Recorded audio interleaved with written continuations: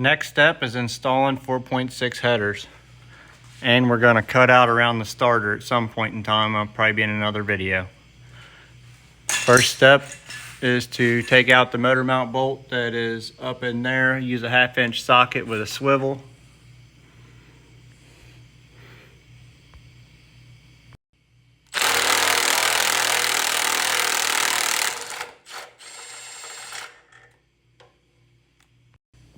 The next step is the upper motor mount bolt, which is located right on the side of the motor, straight up from up top. It is also 1/2 inch.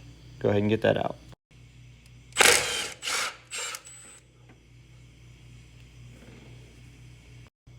Next, grab your floor jack. I jack up right on the bottom side of the bell housing. There's a little grommet hole there. I jack up right on that. One side motor mount bolts are loose. You can see that's raising up to give you room. I'm jacking up on that bell housing like I was saying. It'll raise up enough to give you room to put your headers on one side and cut out for your starter on this passenger side. So that's that.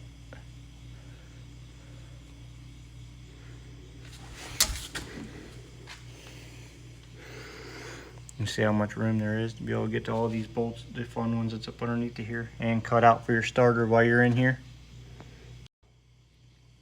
Next step is get a grinder or sawzall and go ahead and cut your EGR tube.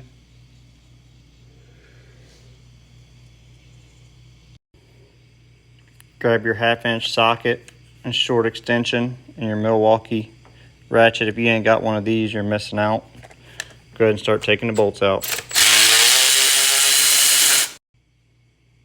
Go ahead and pull your manifold out. Now that it's all unbolted, it's ready to go. While we got the header or the manifold out of the way, it leaves us room to be able to cut for the starter. What I usually do is I try to come a 1/2 inch up through here. What it does is this hits the frame and knocks the starter solenoid off. I try to come straight up through here about a 1/2 inch off this front and just box it in like this right here, all the way around.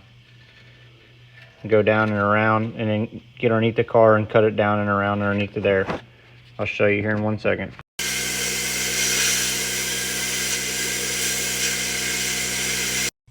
I got the top part cut, put a wood block in here to hold it so I can lift it back up with the car lift.